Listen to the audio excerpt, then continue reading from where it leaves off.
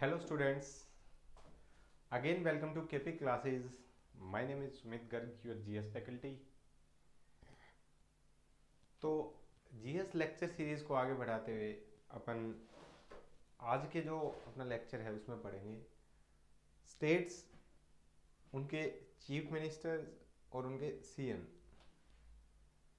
तो स्टेट्स के chief minister CM ये टॉपिक एक बढ़िया मतलब करंट का टॉपिक आप बोल सकते हो, जिनकी एक इंसान को नॉलेज होनी चाहिए as a human, as a citizen अपने को ये नॉलेज होनी चाहिए। और एक क्वेश्चन करंट का मतलब मोस्टली इस लेक्चर में मैं बता देता हूँ, ये नहीं पूछेगा कि कोई भी आपसे सीएम या गवर्नर पूछ लेगा। 90% केस ये होता है कि वो आपसे करंट का कोई टॉपिक पूछेगा। जैसे करंट में जो गवर्नर चेंज हुए हैं, करंट में जहाँ इलेक्शन होके सीएम बना है, वो चीज़ आपसे पूछेगा। ठीक है, तो मैं आपको थोड़ा आइडिया दे देता हूँ। देखो मैंने क्या किया है, ये लिस्ट दे दी आपको। तो ये जो जैसे ब्लू कलर से जो है ना, ये सब करंट के हैं, याद रखना ये सब करंट के हैं। तो इन पे आप ध्यान देना, इन पे ज़्यादा फोकस करना कि कौन सा क्या चेंज हुआ है, वो मैंने आपको लिख दिया है। तो अब बात आती है सीएम और गवर्नर की। तो पहले थोड़ा सीएम और गवर्नर के बारे में अपन पढ़ेंगे। तो सीएम और गवर्नर होता क्या है, जैसे सेंटर में पीएम होता है, पीएम इक्वल टू सीएम और president equal to governor.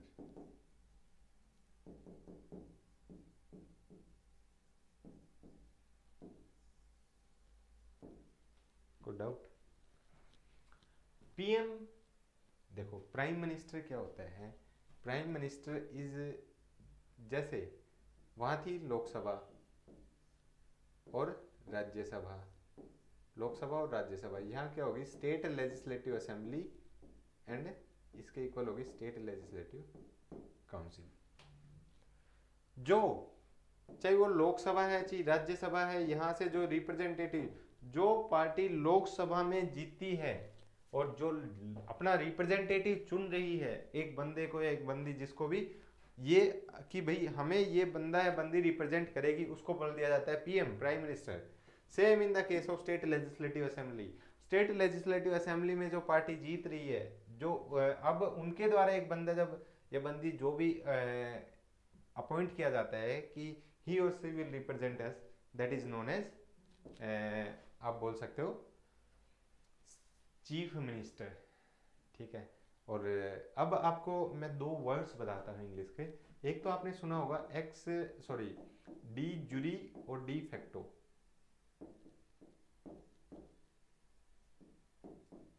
D jury और de facto. Who is the de jure head of India? Who is the de jure head of state? Who is the de facto head of India? Who is the de facto head of state?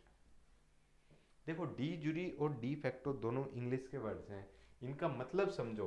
Facto याद रखना, facto मतलब in fact, fact मतलब real.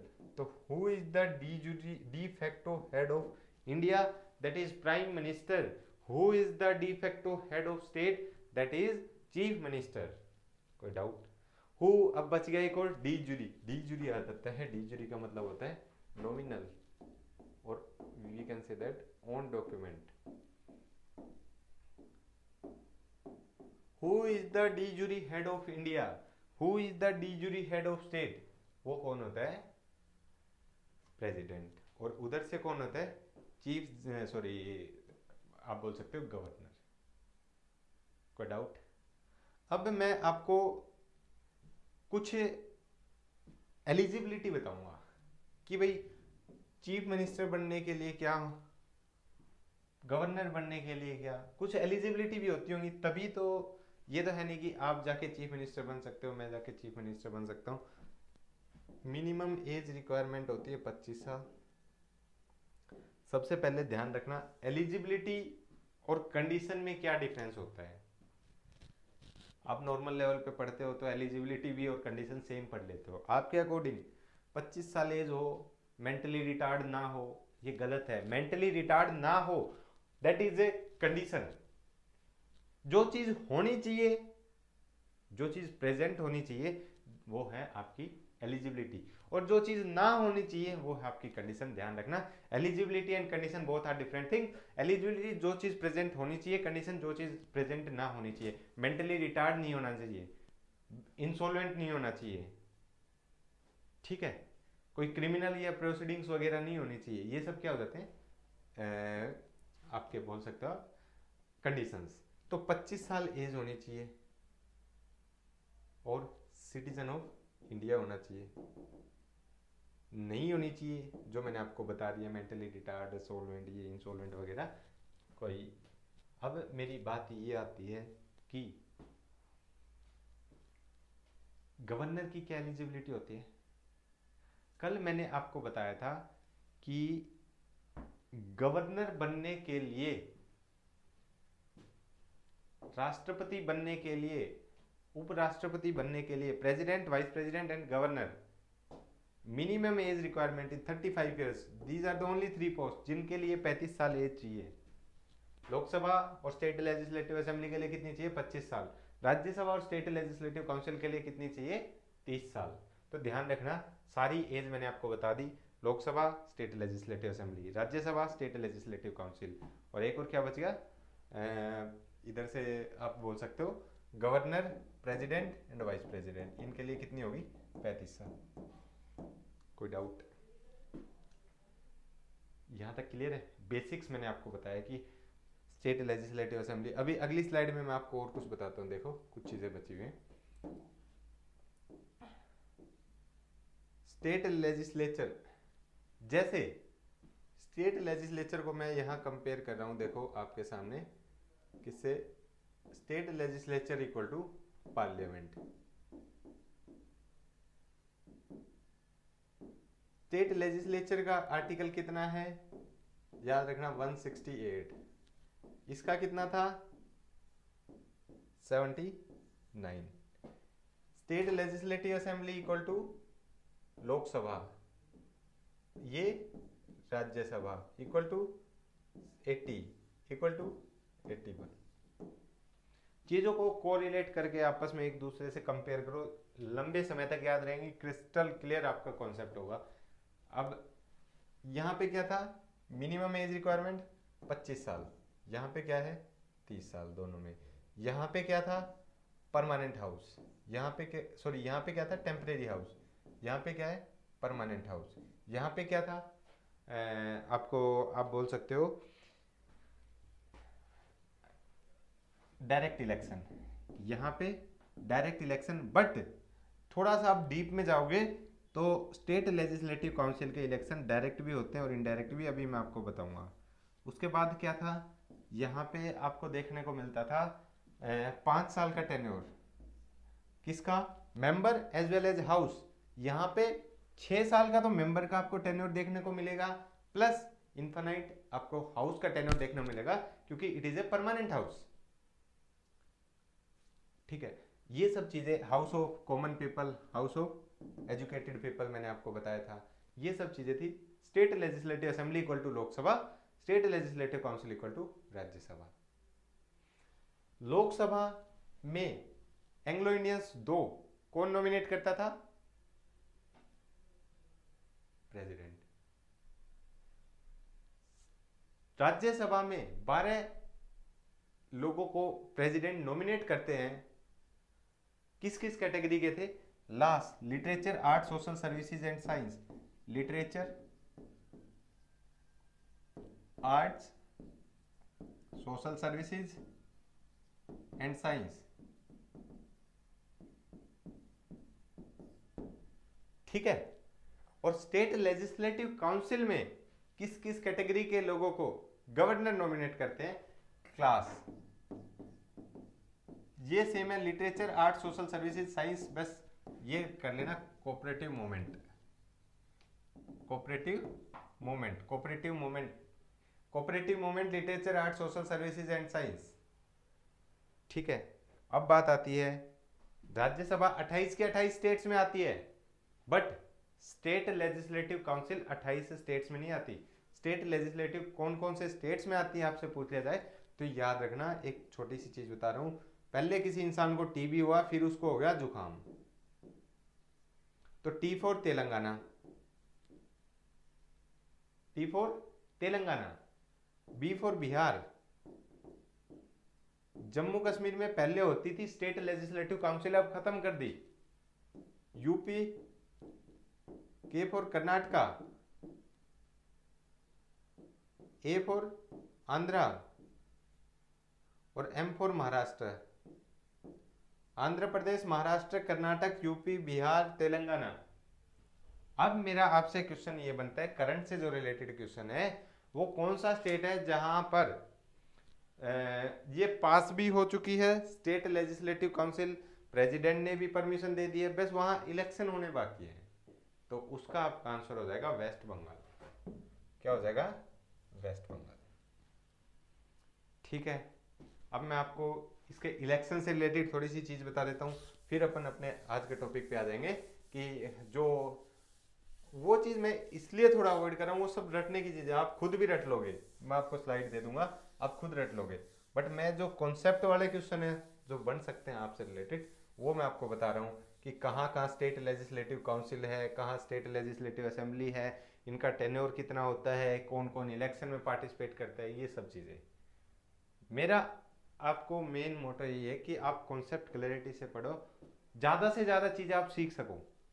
देखो, state legislative council की बात चल रही थी। स्टेट लेजिस्लेटिव काउंसिल में मान लो, पहली बात तो स्टेट लेजिस्लेटिव असेंबली में अगर आपसे एक क्वेश्चन ये पूछा जाता है, मिनिमम कितनी सीट हो सकती है? 60।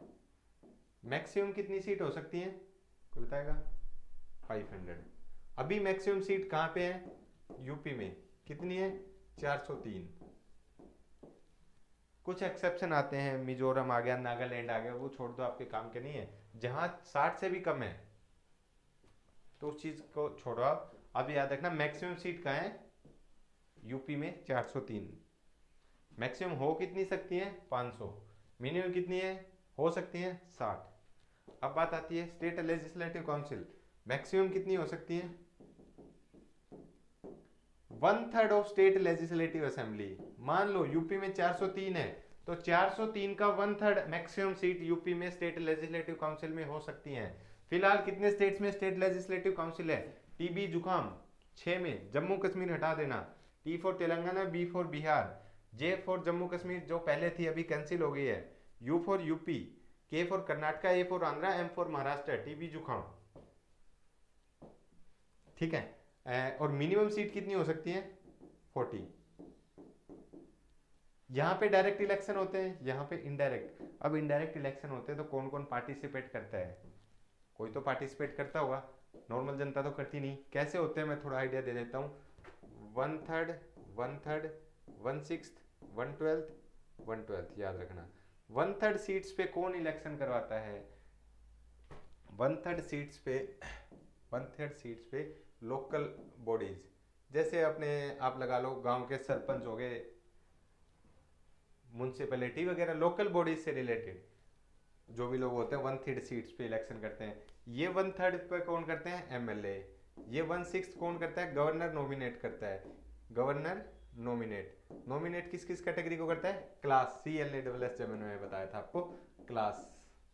1/12 पे जो अपने गवर्नमेंट टीचर हैं जिनको 3 साल का एक्सपीरियंस है, वो क्या करते हैं? 1/12 सीट पे। 1/12 सीट पे जो अपने लोकल स्टूडेंट्स हैं जिन्होंने ग्रेजुएशन कर ली है 3 साल की, वो 1/12 सीट पे इलेक्शन करते हैं। अब मेरा आपसे क्वेश्चन ये हो गया, डायरेक्ट इलेक्शन है या इनडायरेक्ट इलेक्शन है? देखो, ये तो अपन डायरेक्ट हुए, ये इनडायरेक्ट हुए। तो मैंने आपको बताया था स्टेट लेजिस्लेटिव काउंसिल में direct as well as indirect election होते हैं। अब मेरा आपसे क्वेश्चन है, स्टेट लेजिस्लेटिव काउंसिल में इलेक्शन होता है, नॉमिनेशन होता है। देखो ये सब हो रहा है इलेक्शन, ये हो रहा है नॉमिनेशन। तो स्टेट लेजिस्लेटिव काउंसिल में इलेक्शन भी होता है और नॉमिनेशन भी होता है। यहां तक कोई आपको डाउट है तो बताओ, अगर डाउट है तो आप एक बार इस वीडियो को दोबारा से बैक करके 2x की स्पीड पे देखो, आपका डाउट क्लियर हो जाएगा। अगर फिर भी डाउट है तो आप कमेंट करके बताना, I will try to solve your doubt. ठीक है, अब अपन आगे चलते हैं। मैंने आपको बेसिक सब बता दिया, स्टेट लेजिस्लेचर के बारे में बता दिया, स्टेट लेजिस्लेटिव असेंबली का आर्टिकल 170 या 169, ये परमानेंट हाउस, ये टेम्परेरी हाउस, ये 5 साल, ये 6 साल, ये 5 साल हाउस का, ये इन्फानाइट हाउस का जो सब होता है वो सब आपको पता है। कोई भी डाउट? तो आगे चलें अब। देखो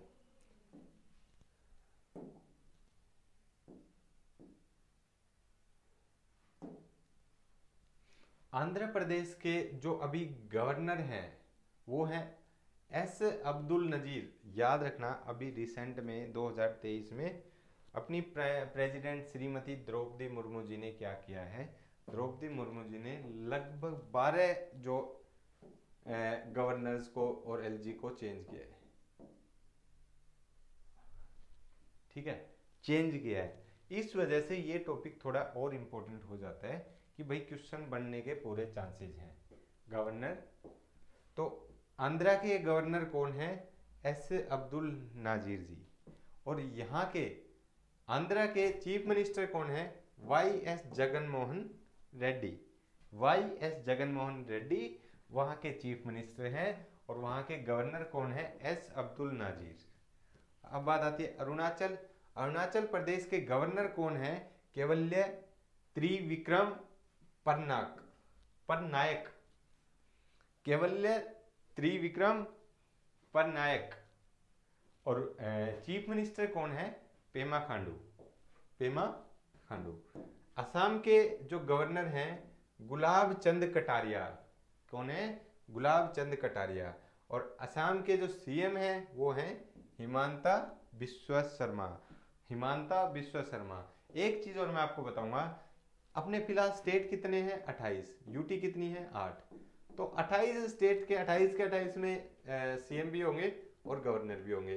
बात आती है 8 में स्टेट लेजिस्लेटिव असेंबली कितने में? 3 में। 3 में कहाँ कहाँ? दिल्ली, पौंडीचेरी, जम्मू कश्मीर, जो मैंने कल बताया था आपको। और कितनों में नहीं है?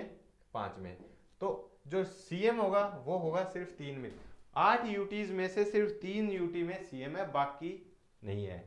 और 8 की 8 यूटीज में एक क्या होगा? Lieutenant governor. क्योंकि एलजी की पोस्ट स्टेट्स में ना होती, किस में होती है? किस में होती है? यूटीज में। तो बिहार के जो गवर्नर हैं वो हैं राजेंद्र अर्लेकर। राजेंद्र अर्लेकर। और बिहार के जो सीएम है नीतीश कुमार, सबको पता होगा। छत्तीसगढ़ के गवर्नर हैं विश्वभूषण हरिचंदन। विश्वभूषण हरिचंदन। और छत्तीसगढ़ के जो सीएम हैं वो हैं भूपेश बघेल। भूपेश बघेल। दिल्ली के जो गवर्नर, दिल्ली का आपको पता होगा गवर्नर नहीं एलजी होंगे, तो वो हैं विनय कुमार सक्सेना। विनय कुमार सक्सेना। और जो दिल्ली के सीएम हैं अरविंद केजरीवाल जी। अरविंद केजरीवाल जी। इस तरीके से आपको सारे 28 के 28 स्टेट के एक बार रिवीजन कर लेना, CM as well as governor. और जो मैंने हाईलाइट किए हैं ब्लू कलर में, इनको आप ढंग से याद कर लेना, क्योंकि क्वेश्चन 90% चांस है यहीं से आएगा, क्योंकि यही करंट के टॉपिक हैं। अब उससे आगे चलते हैं। गोवा। गोवा में आपको गवर्नर कौन मिलेंगे? P S Sreedharan Pillai. P S Sreedharan Pillai. और गोवा में आपको चीफ मिनिस्टर कौन मिलेंगे? प्रमोद सावंत। जहां अभी गोवा में इलेक्शन थे कुछ टाइम पहले, इस वजह से यहाँ के सीएम क्या हो गए? इंपॉर्टेंट हो गए। प्रमोद सावंत।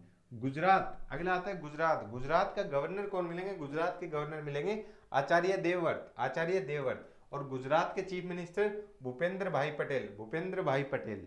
गुजरात के चीफ मिनिस्टर कौन हो गए? भूपेंद्र भाई पटेल। हिमाचल। हिमाचल के गवर्नर कौन हो गए? शिव प्रताप शुक्ला। शिव प्रताप शुक्ला। हिमाचल के सीएम कौन हो गए? हिमाचल के सीएम, ये थोड़ा ऊपर नीचे हो गया है, ध्यान से यार। हिमाचल के क्या हुआ देखो, ये मनोहर लाल खट्टर जी कहाँ के हैं? हरियाणा के। हरियाणा। ठीक है। और सुखविंदर सिंह सुक्खू। और हेमंत सोरेन कहाँ के हो गए? ये हो गए जम्मू के। सॉरी, जम्मू में कोई नहीं है, झारखंड के हो गए हेमंत सोरेन। अभी मैं आपको दोबारा बताता हूँ, रुको। हेमंत सोरेन। मनोहर लाल खट्टर हो गए हरियाणा के। और सुखविंदर सिंह सुक्खू हो गए हिमाचल प्रदेश के। और जम्मू के अभी फिलहाल कोई भी वो नहीं है। ठीक है, ये थोड़ा पीडीएफ में दिक्कत आई थी, इस वजह से। अभी आपको क्लियर हो गया? देखो, गोवा के गोवा के गवर्नर कौन होंगे? P S Sreedharan Pillai. गोवा के चीफ मिनिस्टर कौन होंगे? प्रमोद सावंत। गुजरात के गवर्नर कौन होंगे? आचार्य देवव्रत। गुजरात के चीफ मिनिस्टर कौन होंगे? भूपेंद्र भाई पटेल। हरियाणा के सीएम कौन होंगे? मनोहर लाल खट्टर। हरियाणा के गवर्नर कौन होंगे? बंडारू दत्तात्रेय। और हिमाचल के गवर्नर कौन होंगे? शिव प्रताप शुक्ला।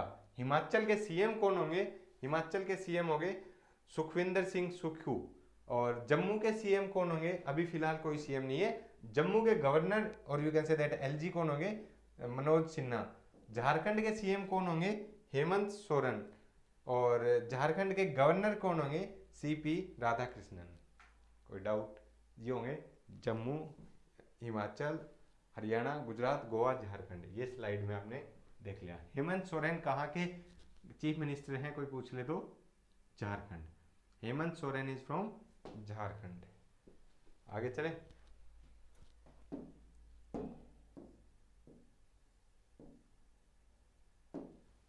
अब बात आती है कर्नाटका।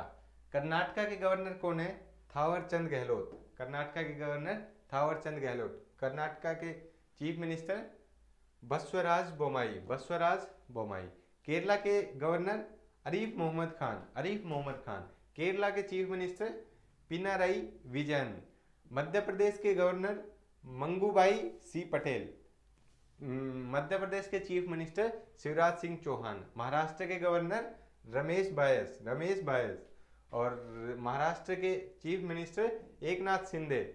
और यहाँ पे ये चीज आप एक बार जरूर पढ़ना कि यहाँ जो पॉलिटिकल इशू हुआ था वो क्या था? शिवराज सिंह जो भी आप एक बार ढंग से पढ़ना। अगर नहीं समझ आए तो फिर आगे के लेक्चर में आपको करूंगा, खुद पढ़ना एक बार। मैंने आपको एक ग्राउंड बताया था, एंटी डिफेक्शन लो ग्राउंड। तो एक उसमें ये भी है कि यहाँ एंटी डिफेक्शन लो क्यों नहीं लगा, क्योंकि वहाँ 2/3 से ज्यादा मेंबर्स ने पार्टी वगैरह चेंज की थी। आपके लेवल का नहीं है, बट एक बार आपको नॉलेज होनी चाहिए कि वहाँ दिक्कत क्या आई थी, क्यों ये सब दिक्कत हुई थी। अब आता है मणिपुर। मणिपुर के जो आपके गवर्नर हैं वो हैं अनुसुईया यूके। और मणिपुर की चीफ मिनिस्टर हैं एम बीरेन सिंह। मेघालय के गवर्नर हैं फागू चौहान। और चीफ मिनिस्टर हैं कोनार्ड संगमा। ये थे आपके मेघालय के सीएम और चीफ मिनिस्टर। अब बात आती है मेघालय के बाद मिजोरम। मिजोरम के जो गवर्नर हैं वो हैं कंभामपति हरिबाबू। और चीफ मिनिस्टर हैं जोरमथंगा।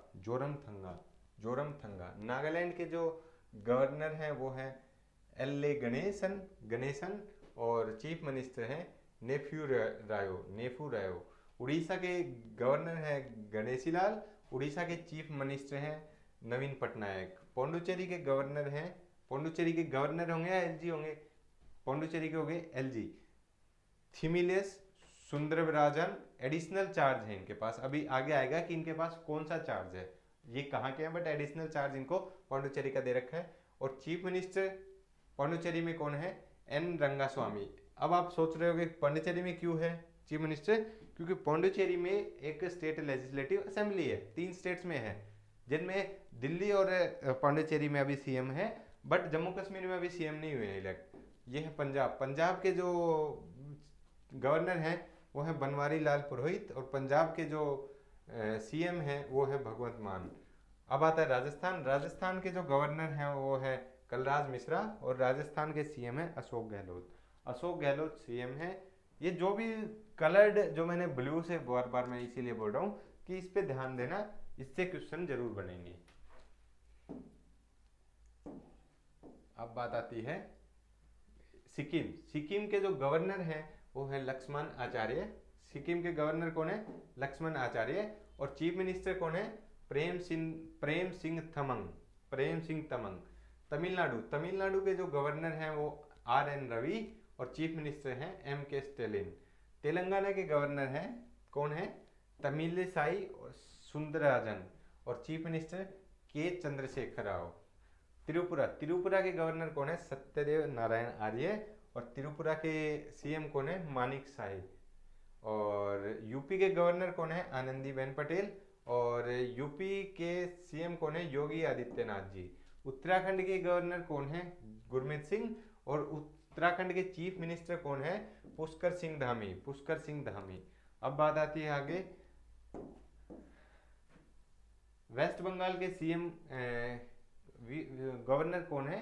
वेस्ट बंगाल के गवर्नर है CV आनंद बोस, और वेस्ट बंगाल के सीएम है ममता बनर्जी जी, ममता बनर्जी। अब आते हैं चंडीगढ़। चंडीगढ़ में सीएम गवर्नर नहीं होंगे, चंडीगढ़ में LG, क्योंकि LG कौन है? बनवारी लाल पुरोहित, बनवारी लाल पुरोहित। अब आता है लद्दाख, लद्दाख के LG कौन है? BD मिश्रा। लक्षद्वीप के LG कौन है? प्रफुल्ल खुदा पटेल, प्रफुल्ल खुदा पटेल। अंडमान निकोबार के गवर्नर कौन, LG कौन है अंडमान निकोबार के? Devendra Kumar Joshi, Devendra Kumar Joshi. Dadra Nagar Haveli and Daman and Diu के LG कौन है?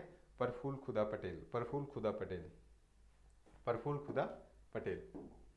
तो अब एक बार मैं आपको दोबारा से, मैं आपको ये नहीं बता रहा सीएम और गवर्नर कौन है, मैं आपको जस्ट एक बार इनकी कैपिटल्स और यहाँ की साथ बता देता हूँ, तो ध्यान रखना। जल्दी जल्दी मैं आपको कैपिटल बता रहा हूँ, क्योंकि चलो कैपिटल अगले लेक्चर में कर लेंगे, आज अभी टाइम बचता है अपने पास। तो मैं आपको आज फंडामेंटल राइट साथ के साथ करवा देता हूँ, क्योंकि वो इंपॉर्टेंट है, एक दो क्वेश्चन फंसने के चांसेस होते हैं फंडामेंटल राइट से। तो इसका जो लास्ट पेज था वो एक बार देख लो, फिर उसके बाद मैं आपको फंडामेंटल राइट स्टार्ट करूँगा। अब बात आती है फंडामेंट, ये देखो लार्जेस्ट सर्विंग सीएम कौन है? पवन कुमार चमिलिंग। ये कहाँ के हैं याद रखना? सिक्किम, जिन्होंने सबसे ज्यादा आज तक टेन्योर में रहे हैं। अब आता है फर्स्ट वुमेन सीएम कौन थी? सुचेता कृपलानी, कहाँ की? यूपी की। लार्जेस्ट सर्विंग गवर्नर कौन है? MM Jacob, MM Jacob Meghalaya के।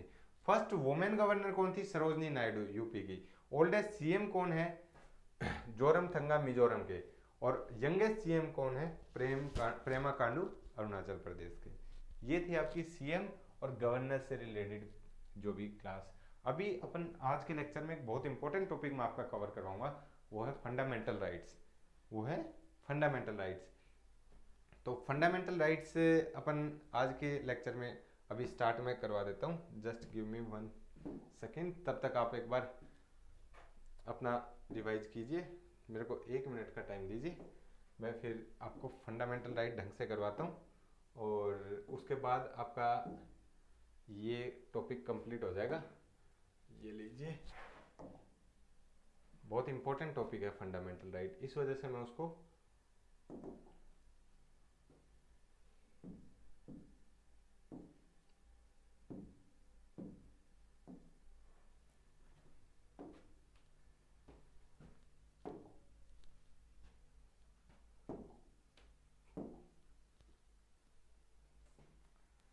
देखो फंडामेंटल राइट सबसे पहले तो आपको ये पता होना चाहिए कौन से पार्ट में आते हैं, कौन से पार्ट में आते हैं फंडामेंटल राइट्स। देखो फंडामेंटल राइट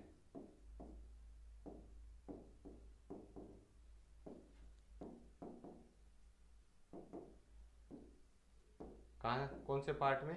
पार्ट 3, आर्टिकल आता है आर्टिकल 12 से 35 फंडामेंटल राइट, आर्टिकल 12 to 35। अब बात आती है फंडामेंटल राइट होते क्या है? वो बेसिक राइट्स जो हर citizen as well as non citizens को गवर्नमेंट देती है कि भाई ये लाइफ जीने के लिए बहुत जरूरी है, उनको बोल दिया जाता है फंडामेंटल राइट्स। तो फंडामेंटल राइट्स में आर्टिकल 12 से 35 के बीच में अपने को क्या क्या पढ़ना होता है, ये मैं अभी आपको बताऊंगा। सबसे पहली बात तो फंडामेंटल राइट्स मैंने आपको पार्ट बताया, इससे रिलेटेड आर्टिकल बताए। जब कॉन्स्टिट्यूशन बना 19 कब बना था अपना? 1947 से 1949 के बीच में। तो उस टाइम अपने कितने फंडामेंटल राइट थे? 7 में से एक अपना फंडामेंटल राइट माइनस हो गया था 6। ये कब हुआ मैंने आपको पिछले लेक्चर्स में बताया, 44th कॉन्स्टिट्यूशनल अमेंडमेंट एक्ट 1978 में फंडामेंटल राइट टू प्रॉपर्टी को हटा के अंडर आर्टिकल 31 में आता था, उसको कहां डाल दिया? अंडर आर्टिकल 300A में डाल दिया और उसको लीगल राइट बना दिया। बात समझ रहे हो मेरी? 300A में डाल दिया था, किसको? अंडर आर्टिकल 31 में आता था राइट टू प्रॉपर्टी, उसको किस में डाल दिया था? 300A में। अब उसको क्या बना दिया? Legal right. यहां तक कोई डाउट है तो आप लोग बताइए। अब मेरा आपसे एक सिंपल सा क्वेश्चन है, आप 6 के 6 फंडामेंटल राइट्स को सीक्वेंस में कैसे याद करोगे? आपको सीक्वेंस में याद करना पड़ता है। अगर पूछ ले कि इनमें से क्या सीक्वेंस है फंडामेंटल राइट्स की, तो वो देखो, मैं आपको एक छोटी सी ट्रिक बताता हूँ। ई एंड एफ ने शोध किया,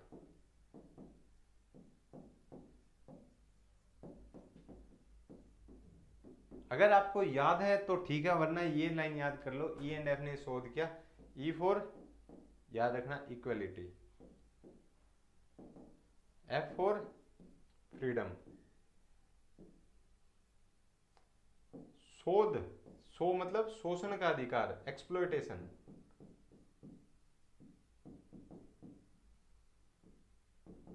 दह, दह मतलब धार्मिक, religion. Cultural and educational rights,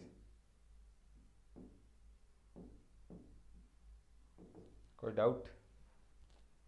cultural and educational rights, cultural and educational rights, ये थे अपने फंडामेंटल राइट्स सीक्वेंस में।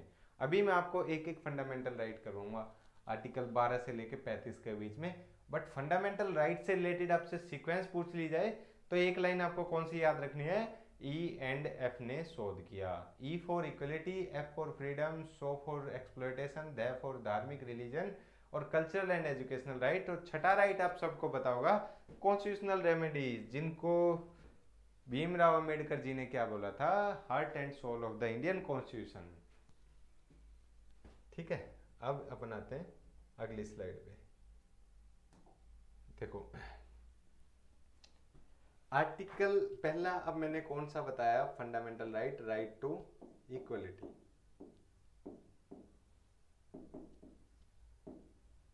राइट टू इक्वलिटी क्या है? अंडर आर्टिकल 14, आर्टिकल 14 के अंदर आता है। आर्टिकल 12 और 13 में क्या आता है? आर्टिकल 12 बोलता है डेफिनेशन ऑफ स्टेट, राज्य की क्या परिभाषा है।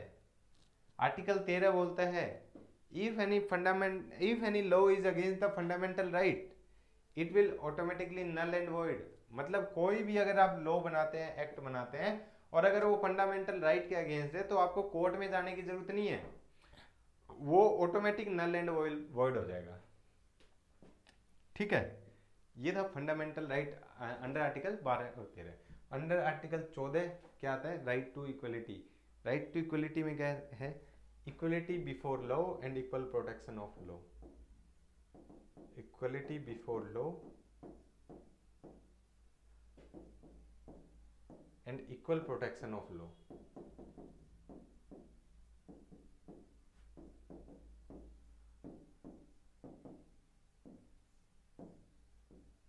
ये बोल दिया जाता है नेगेटिव कॉन्सेप्ट, ये बोल दिया जाता है पॉजिटिव। अभी मैं बताता हूं क्यों। इक्वलिटी बिफोर लॉ मतलब इक्वलिटी बिफोर लॉ कि अगर आप चाहे पीएम हैं, अगर आप चाहे नॉर्मल इंसान हैं, अगर आप चाहे मजिस्ट्रेट के बेटे हैं, कोई भी है, आपको कुछ स्पेशल प्रोविजंस नहीं दिए जाएंगे, आपको कुछ स्पेशल फैसिलिटीज नहीं दी जाएंगी। Equality before law, absence of any privileges, मतलब किसी चीज की अब्सेंस है, तो इसको क्या बोल दिया? Negative concept. और positive concept, equal protection of law, कानून की नजर में सब समान है। इक्वल प्रोटेक्शन ऑफ लॉ, कानून सबकी बराबर रक्षा करेगा। ये क्या हो गया? Positive concept. पता लगा? इक्वलिटी बिफोर लॉ और इक्वल प्रोटेक्शन ऑफ लॉ, दोनों कॉन्सेप्ट पता लग गया आपको। अब आता है आर्टिकल 15। आर्टिकल 15 क्या बोलता है? आर्टिकल 15 क्या बोलता है, कोई बताएगा? आर्टिकल 14 मैंने आपको क्या बताया? आर्टिकल 14 बोलता है equality before law and equal protection of law. Equal protection of law. अब बात आती है आर्टिकल 15। आर्टिकल 15 आप लोगों ने नॉर्मली देखा हो। पहले तो ये बताओ, आर्टिकल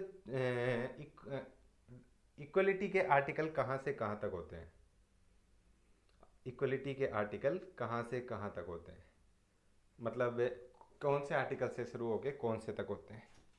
तो आर्टिकल 14 से लेके आर्टिकल 18 तक, आर्टिकल 14 टू आर्टिकल 18 किस में आते हैं? इक्वलिटी, और you can say that equality articles. अब बात आती है आर्टिकल 15 की। आर्टिकल 15 क्या बोलता है? आर्टिकल 15 बोलता है there will be no discrimination, yes state shall not discriminate, there will be no discrimination. याद रखना एक वर्ड जरूर, only, only on the grounds of religion, race, caste, sex, place of birth. और याद रखना जो मैंने आर्टिकल 14 बताया उसके कुछ एक्सेप्शन भी हैं। जैसे आर्टिकल 14 के एक्सेप्शन क्या हो जाते हैं? अब मैंने आपको बताया कानून की नज़र में सब समान है, कानून की नज़र में सब समान है, एक साइड में बोल रहा हूँ। एक दूसरे साइड आपको पता होगा कि जो अपना प्रेसिडेंट है और गवर्नर है उन पे कभी भी, जब तक वो टेन्योर में है, उन पे क्रिमिनल प्रोसीडिंग्स नहीं हो सकती। There can be no criminal proceedings on the governor as well as our president. तो ये सब चीज़ें कहीं ना कहीं अगेंस्ट हैं किसके? जो अपना आर्टिकल 14। तो आर्टिकल 14 का एक्सेप्शन क्या होगा? प्रेसिडेंट और गवर्नर के अगेंस्ट वो नहीं हो सकता, क्या बोलते हैं, क्रिमिनल प्रोसीडिंग्स। और जहां तक सिविल प्रोसीडिंग्स की बात है, सिविल प्रोसीडिंग्स में भी प्रेसिडेंट और गवर्नर को 2 महीने का एडवांस नोटिस दिया जाता है। ठीक है। अब बात आती है आर्टिकल 15। आर्टिकल 15 से there will be no discrimination only on the grounds of religion, race, caste, sex, place of birth. Religion, race, caste, sex, place of birth. तो religion, race, caste, sex, place of birth के basis पे कोई वो नहीं होगा, आप बोल सकते हो डिस्क्रिमिनेशन। तो ये चीज़, अब आप देखो, अगर डिस्क्रिमिनेशन नहीं हो रहा है तो रिलीजन, रेस के बेसिस, कास्ट के बेसिस, सेक्स के बेसिस, प्लेस ऑफ बर्थ के बेसिस पे क्या कहीं डिस्क्रिमिनेशन नहीं हो रहा? एक्सेप्शन, जो भी आप फंडामेंटल राइट पढ़ रहे हो तो उनका ट्राई करना कि उनके आप आर्टिकल्स, सॉरी एक्सेप्शन जरूर एक बार देखो। ठीक है। अब मैंने आपको बताया religion, race, caste, sex, place of birth. Example के लिए अब आप देखते हो नॉर्मली ये होता है कि दिल्ली बसेस, क्या डिस्क्रिमिनेशन नहीं हो रहा सेक्स के बेसिस पे? वो फ्री हैं, वहाँ पे आपको पैसे देने पड़ रहे हैं। अब कोई ज़्यादा दिमाग लगाएगा सर ये तो वो भी हो गया, क्या बोलते हैं, आप बोल सकते हो कि कास्ट के बेसिस पे वो आ जाता है रिजर्वेशन। बट वो कास्ट के बेसिस पे रिजर्वेशन ऑल इंडिया में है, वो कहीं ना कहीं एक लेवल को मेंटेन करने के लिए किया जाता है। आप लोगों को पता है लेवल को मेंटेन कैसे किया जाता है? लेवल को मेंटेन इसलिए कि आप बोल सकते हो लेवल को मेंटेन करने का मतलब है कि कहीं ना कहीं मान लो एक चीज़ यहाँ है, दूसरी चीज़ यहाँ है, इस चीज़ को बराबर लाने के लिए वो चीज़ की जाती है। ठीक है। वो ऑल इंडिया में है तो उसको आप डिस्क्रिमिनेशन नहीं बोल सकते। अब आता है आर्टिकल, ये था 15। Article 16, equal opportunity in public employment. Equal opportunity in public employment. Equality के आर्टिकल इंपॉर्टेंट है इसलिए मैं सारे आर्टिकल करवा रहा हूँ। पब्लिक एम्प्लॉयमेंट, ध्यान रखना equal opportunity in public employment में ये नहीं होता कि आपको रिजर्वेशन वाला इसमें एग्जाम वो नहीं होता कि भाई इक्वल अपॉर्चुनिटी का मतलब क्या होता है। मान लो कोई भी एग्जाम का फॉर्म निकलता है तो गवर्नमेंट या प्राइवेट गवर्नमेंट एंटिटी क्या करेगी, उस चीज़ को न्यूज़पेपर में या अपनी वेबसाइट पे डाल देगी कि जिस जिस इंसान को ये फॉर्म भरना है और वो इस चीज़ के लिए एलिजिबल है, मान लो उसने जो एजुकेशनल क्वालिफिकेशन दे रखी है और दे रखी है, जो भी एलिजिबल है वो इस फॉर्म को भर दीजिए, फिल कर दीजिए। ठीक है। इसका आ जाता है 16 सब क्लोज 5 में एक्सेप्शन रिजर्वेशन। अब आता है आर्टिकल 17। आर्टिकल 17 होता है अनटचेबिलिटी से रिलेटेड। अनटचेबिलिटी, छुआछूत वाली। ठीक है। आर्टिकल 17 मैक्सिमम पूछा जाने वाला फंडामेंटल राइट है। आर्टिकल डायरेक्ट पूछेगा अनटचेबिलिटी से रिलेटेड कौन सा आर्टिकल है, या ये पूछ लेगा कि आर्टिकल 17 किससे रिलेटेड है। आर्टिकल 18 क्या होता है, कोई बताएगा? आर्टिकल 18 में आपसे पूछा जाता है, आर्टिकल 18 अबोलिशन ऑफ टाइटल्स।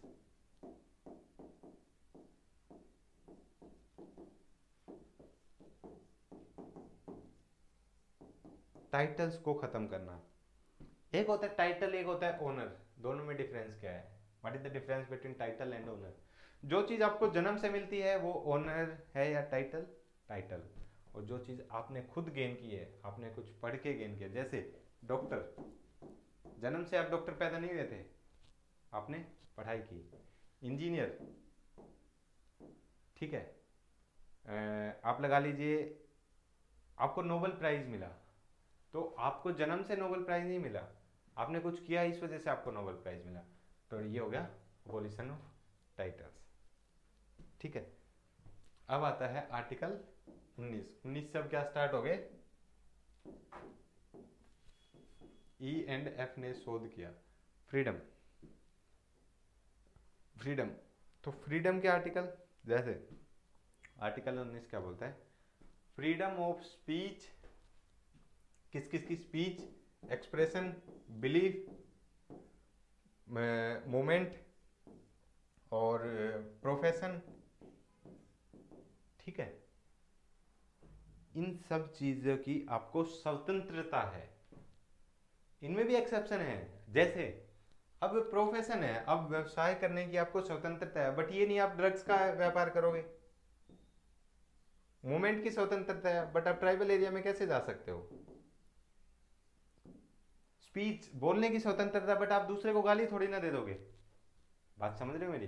तो freedom of speech, expression, belief, ये क्या है आपके, किसके आर्टिकल्स हो गए? आर्टिकल आप ये बोल सकते हो कि फ्रीडम, दूसरा पार्ट है अपना इक्वलिटी के बाद फ्रीडम, तो फ्रीडम से रिलेटेड आर्टिकल हो गए। अब अपना आता है उसके बाद के आर्टिकल, आर्टिकल 19 हो गया। आर्टिकल 20 में क्या आता है? आर्टिकल 20 बताएगा कोई? आर्टिकल 20 अभी फ्रीडम से रिलेटेड ही आर्टिकल चल रहे हैं, तो फ्रीडम के आर्टिकल होंगे। आर्टिकल 20 में क्या आता है? आर्टिकल 20 में जैसे एक तो आ जाता है आपका जो देखो 20 और 21 में आपको मैं थोड़ा एक बार समझा देता हूँ। आर्टिकल 21 पहले देखते हैं। 20 तो ये हो जाता है कि जो कन्विक्ट हो चुके उनको क्या क्या वो राइट्स दिए जाते हैं, ठीक है। आप 20 को छोड़ दीजिए, आप 21 पे आइए। 21 में क्या होता है? Right to life and personal liberty, one of the most important article of fundamental rights. जैसे right to life and personal liberty में क्या बोलेगा कि इसमें आपको लगभग 35 प्लस प्रोविजंस देखने को मिलते हैं। जैसे एक आता है आपका, ध्यान दिया होगा आपने, सांस लेने की स्वतंत्रता। अगर आपको ऑक्सीजन नहीं मिल रही, आपको खाना नहीं मिल रहा, आपको पानी नहीं मिल रहा पीने का, तो आप कहाँ जा सकते हो? कोर्ट में जा सकते हो कि हमें ये चीज़ों की दिक्कत है। उसके बाद आप मान लीजिए आपको एक, आपने देखा होगा मूवीज में एक कैदी जो मतलब गिल्टी पर्सन है, उसको एक को तो हथकड़ी पहना दी जाती है और एक को बिना हथकड़ी के लाया जाता है हाथ से पकड़ के। ये अंडर आर्टिकल 21 में ही आता है। कहीं ना कहीं उसकी डिग्निटी को हार्म कर रहा है। जब तक कोर्ट ने उसको ये नहीं बोल दिया हाँ यू आर गिल्टी, तब तक कोई भी उसको हथकड़ी नहीं पहना सकता, ठीक है। अब बात आती है उसके बाद आर्टिकल 21 ए मैंने आपको बताया। 21 ए में क्या आता है? 21 ए में आता है आपकी एलिमेंट्री एजुकेशन। कौन सा कॉन्स्टिट्यूशनल अमेंडमेंट एक्ट था? 86वां 2002। इसमें क्या था? इसमें आपका 6 से 14 साल तक के बच्चों को एजुकेशन देने का अधिकार था, ठीक है। आर्टिकल 22 भी छोड़ दीजिए आप। आपको मैं एक ये बताता हूँ कि ये आर्टिकल देखो, अगर आप थोड़ा हायर लेवल के लिए जाओगे तो आपको सारे आर्टिकल पढ़ने होते हैं, बट मैं आपको इंपॉर्टेंट आर्टिकल बता रहा हूँ। देखो मैंने आपको 14 से लेकर 18 तक सारे बता दिए, 19 बता दिया, 21 बता दिया, 21 ए बता दिया। बाकी एजुकेशनल कल्चरल को वगैरह के आप के लेवल पे इतने नहीं पूछे जाएंगे क्योंकि अभी आपकी +2 ही है। तो इसके बाद अपन क्या पढ़ना होता है? एक आर्टिकल 31 पढ़ना होता है जो कि अभी लीगल राइट बना दिया अंडर आर्टिकल 300 ए। अंडर आर्टिकल 300 ए तो इसके में क्या था कि राइट टू प्रॉपर्टी, ये कई बार पूछ लिया जाता है कि right to property, legal right, fundamental right, ऐसे करके बेसिक राइट या कल्चरल राइट या कॉन्स्टिट्यूशनल राइट। तो अभी फिलहाल ये लीगल राइट है।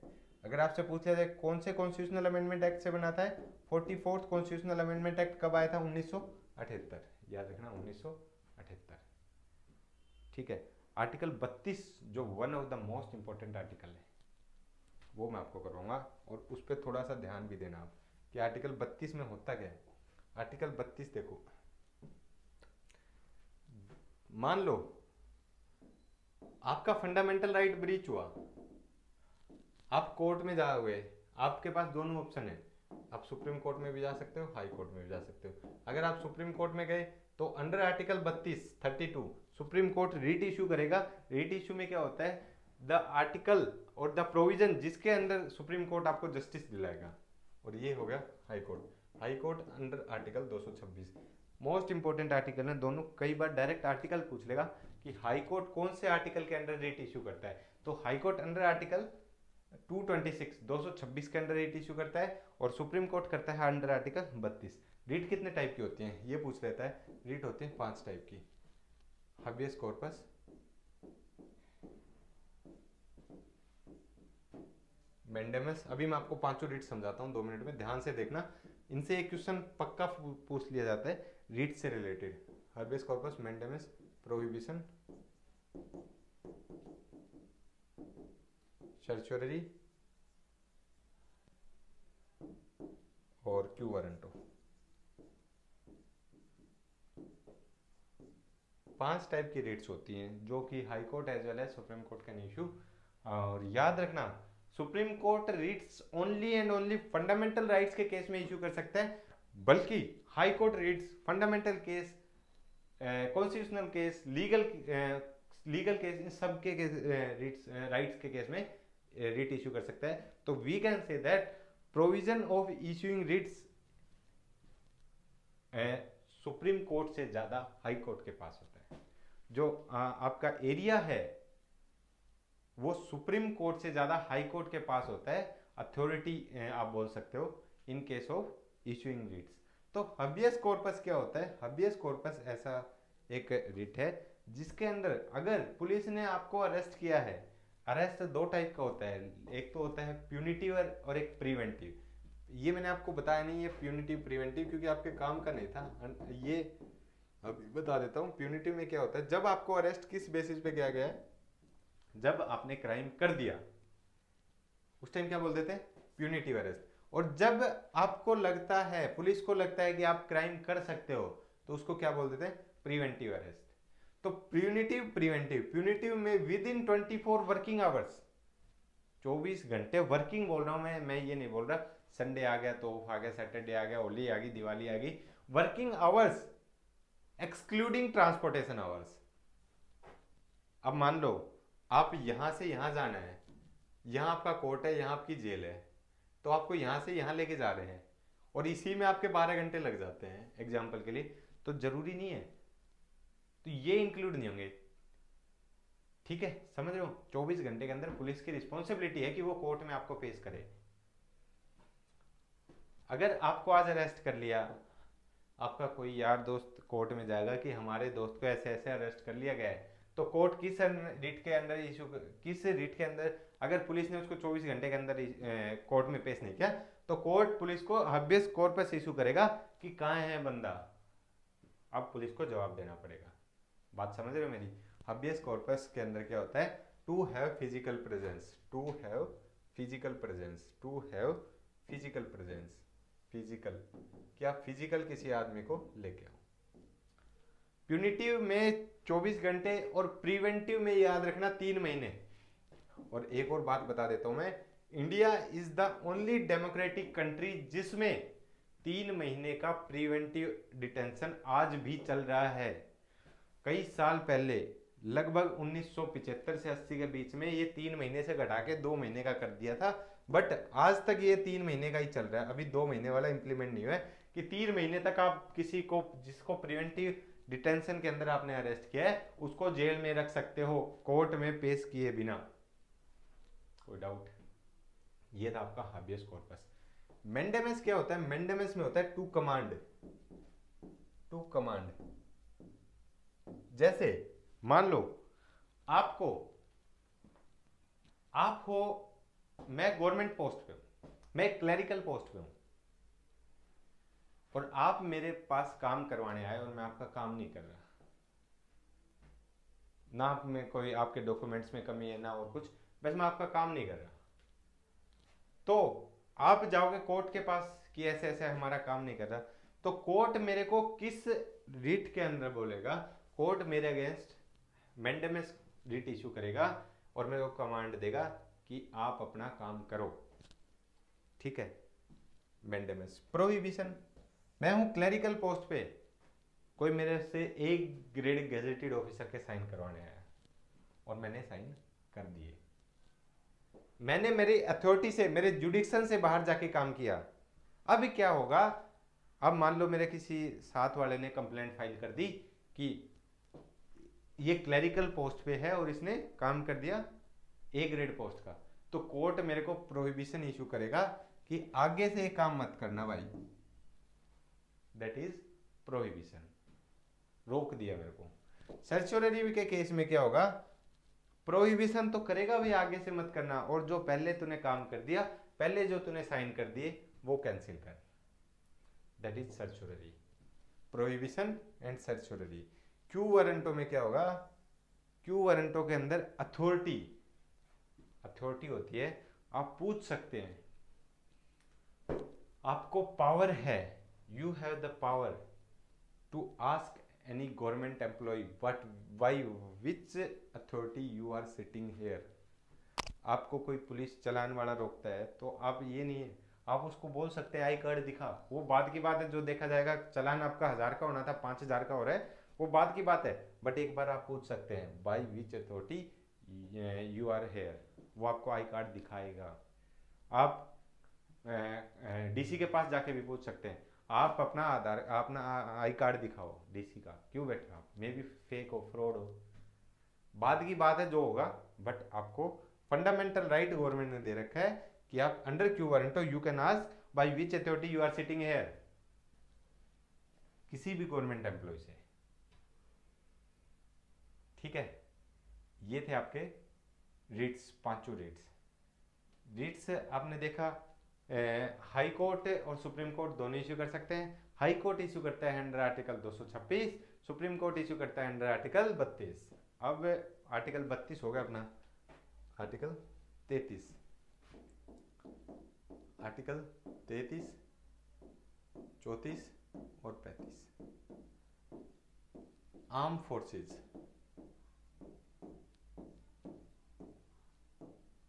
आर्म फोर्सेस से रिलेटेड जो आर्टिकल है, आपको पता है नॉर्मल अपने पास फंडामेंटल राइट है, अगर आप घर से बाहर जा रहे हो आप अपने पेरेंट्स को बता के जाओगे कि मैं वहां जा रहा हूं, बट एक आर्मी पर्सन है उसके पास ये कई बार ये राइट नहीं होता कि वो बता के जाए, आर्म फोर्सेस वाले बता के जाएं कि हम कहाँ जा रहे हैं, किस उस पे जा रहे हैं।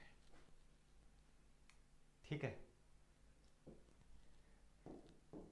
आर्टिकल 34 में आता है जब मिलिट्री रूल लगा दिया जाता है, या फिर आप बोल सकते हो जब इमरजेंसी लगा दी जाती है तो कुछ आपसे फंडामेंटल राइट्स ले लिए जाते हैं। एग्जांपल, शूट एंड साइट के ऑर्डर, गवर्नमेंट ने मना कर दिया आपको बाहर नहीं जाना, अगर आप बाहर जाओगे तो आपको शूट कर दिया जा सकता है, कहीं ना कहीं आपका ब्रीच ऑफ फंडामेंटल राइट है, बट अंडर आर्टिकल 34 ऐसा पॉसिबल है। ठीक है, अंडर आर्टिकल 35 क्या है? आर्टिकल 35 बोलता है 12 से लेके 34 तक जो भी फंडामेंटल राइट्स हैं उन पे कानून बनाने का अधिकार सिर्फ और सिर्फ सेंटर का है, और you can say that parliament का है। ये थे आपके फंडामेंटल राइट्स। समझ आए कि फंडामेंटल राइट्स क्या थे? Fundamental rights. अब बात आती है कि क्या फंडामेंटल राइट्स, कौन से फंडामेंटल राइट कभी हनन नहीं होते, मतलब कभी ब्रीच नहीं होते, कौन कौन से फंडामेंटल राइट सिर्फ इंडियंस को मिलते हैं, सिटीजन्स को नहीं मिलते, कौन कौन से फंडामेंटल राइट्स दोनों को मिलते हैं, ये सब चीजें होती है। एक गोल्डन ट्राइंगल याद रखना आप, आजकल एग्जाम में पूछ लिया जाता है फंडामेंटल राइट से रिलेटेड गोल्डन ट्राइंगल कौन सा है, अंडर आर्टिकल 14, 19 और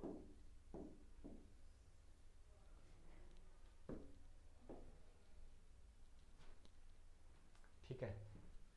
और आजकल कई बुक्स में इस 21 को हटा के 32 भी दे दिया जाता है, तो आपको ऑप्शन में एक ही मिलेगा, 14 19 तो है ही दोनों, इसके बाद या तो 21 मिलेगा या 32 मिलेगा। आजकल कई बुक्स में मैंने देखा है कि ये 32 भी आ रहे हैं 21 को हटा के, क्योंकि देखा जाए तो 32 भी एक one of the most important fundamental right है। अगर आपके ऊपर वाले कोई भी फंडामेंटल राइट ब्रीच हो रहे हैं तो यही फंडामेंटल राइट है जो आपको आपके बाकी के फंडामेंटल राइट्स फुलफिल करवाएगा।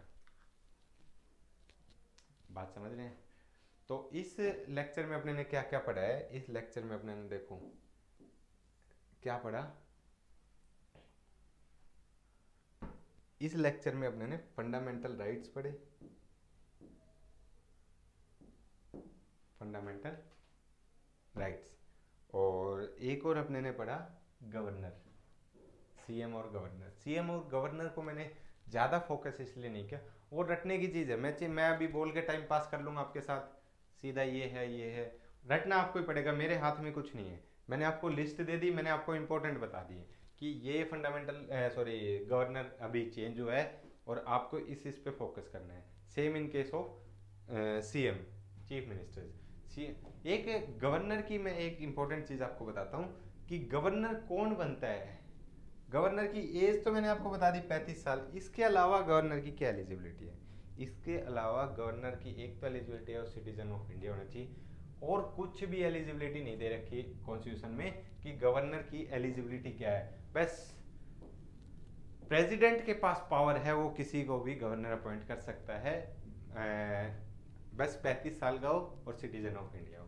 तो ये प्रेसिडेंट पे डिपेंड करता है कि वो किसको गवर्नर अपॉइंट करता है। तो ये था आपका प्रेसिडेंट गवर्नर। एक मिनट दीजिए, एक नई स्लाइड लेते हैं। तो आज के लेक्चर में अपने ने पढ़ा CM plus governor plus fundamental rights. Fundamental rights से रिलेटेड मैंने आपको रिट्स भी बहुत अच्छे से करवा दिए। तो ये रिट्स से रिलेटेड याद रखना, 2 आर्टिकल हमेशा पूछे जाते हैं, 32 और 226। 226 हाई कोर्ट, 32 सुप्रीम कोर्ट। और भीमराव अंबेडकर जी ने कौन से आर्टिकल को वो बोला था, soul of the Indian constitution, heart and soul of the Indian constitution under article 32, that is Constitution gives the power to Supreme Court to issue any writs in case of breach of fundamental rights। ये आता है आपका article 32। अब आता है article 226, high court can issue the writs in case of fundamental rights.